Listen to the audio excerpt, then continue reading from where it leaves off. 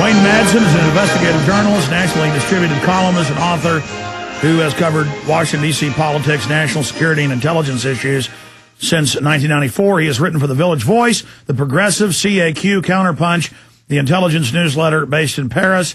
Madsen is the author of Genocide and Covert Operations in Africa, 93 to 99, and co-author of America's Nightmare, The Presidency of George Bush II, and the forthcoming Jaded Task, Big Oil, Black Ops, and Brass Plates. That's actually out now.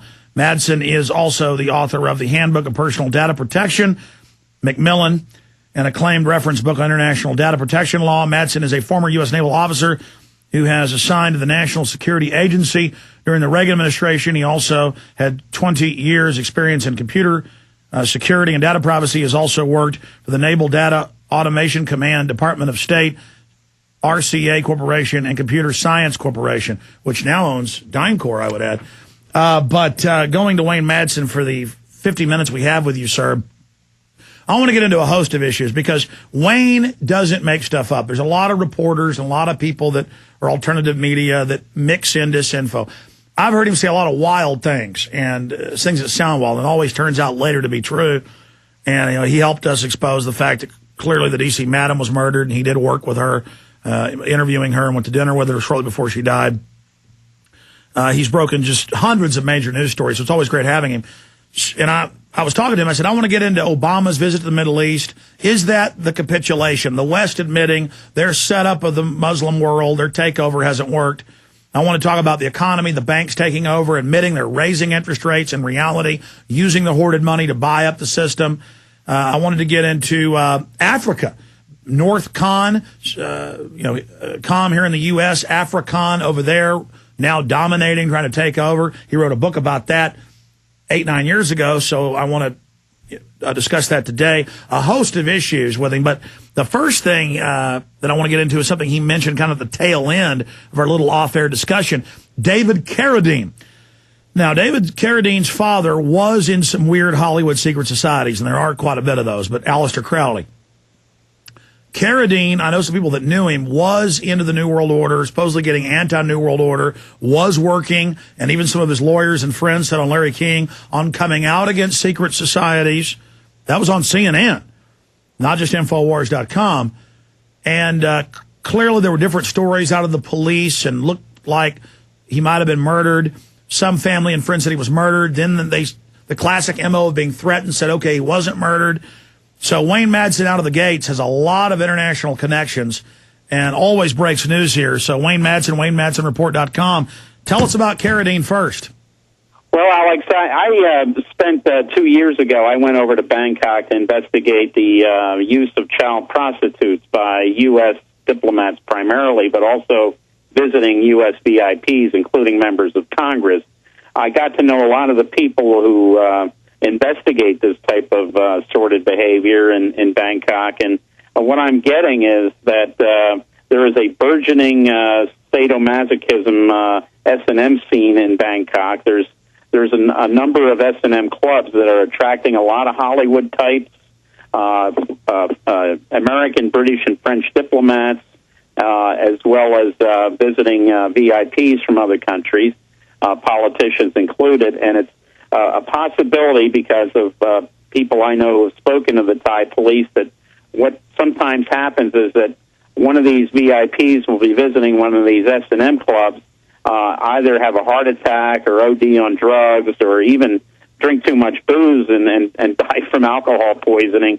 And what they do is the clubs don't want the publicity. They're quietly removed back to the hotel. So one of the last things we heard from the Thai police was whether anyone else was involved in the Carradine situation, which could have been that he died of a heart attack from engaging in some in what they is known in England, of course, as the rough trade. And so there's a possibility that they're looking to see if his body was removed from one of these S&M clubs. There's three well-known Bar, AZ, and Demonia. And that he was placed back into his hotel room to make it look like he died there alone. Yeah, amazing. Expanding on that, one of his ex-wives, but people do make things up. Till I got older, I didn't realize the penchant that a lot of women have for just making up wild stories, but it seems like more and more the culture does. But Carradine, it's from multiple sources. But she said in the divorce, she divorced him because he was doing dangerous sex acts. Right. I'm always dubious about taking ex-wives. they do tend to be somewhat vindictive, but we had two of his ex-wives actually now saying he was into the kind of kinky stuff. Yeah, and what do they call it where people choke themselves? Oh, yes. This is one of the theories was autoerotic asphyxiation. That's yeah, one I knew of it the had things. a big fancy name. I mean, do you think there's anything to that? Because that's what they're pretty much saying. He was in there choked in the closet. Well, I have to say one thing. After investigating a couple of strange, quote-unquote, deaths like that in Britain, one of the things that has happened in Britain is people have been found in what appears to be autoerotic asphyxiation, but it's a perfect type of situation if you don't want the family asking a lot of questions. If these people are murdered and it's made to look like this is the situation, the families do not want to go there. They do not want to, exactly. Over and over again, it's done to make it look embarrassing. Very embarrassing, and no questions asked, and the families don't want any further investigation. Case closed, as far as the police are concerned, then. Wayne, in my life experience, all of a sudden I was dating this girl, and she suddenly clawed bloody rakes in my back and said, "Don't you like that?" And there's blood running down my back. I said, "No, I'm not into pain." And so I guess I'm kind of a weirdo because I'm not into pain. But studying the New World Order and studying it throughout history, what is it about elites and people that get into power that they like inflicting pain and receiving pain? What's going on here? I mean, because I know you've studied the elite psychology. Why do I keep reading, even in mainstream news, that, well, the head of Formula One got in trouble for it, that England is this capital of hardcore S&M? What is this? Well, I think it's a power trip for some people. It's aberrant, it's deviant, but they know they can get away with it because they travel in the circles that allow them to basically do what they want to do without any sort of pressure coming on them. And I would note that there are members of the British royal family that are well known to be into this type of thing. So I think it's the power trip. Some of it may have to do with these various societies that have these weird initiation rituals. We certainly know there's quite a few of those, and you look at the Skull and Bones, and it's rather a deviant type of initiation ritual that goes on there. But it's not the only. Now, for those that don't know, tell folks what our Christian conservative leaders predominantly. There's also liberals families that they're being urinated on.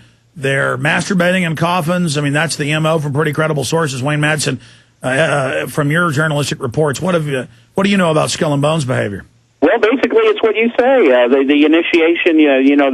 There's a event called tapping where they'll tap somebody to join. They go through this initiation ritual, which entails someone being in a coffin and all this sort of weird exchange of bodily fluids goes on. I mean, it's.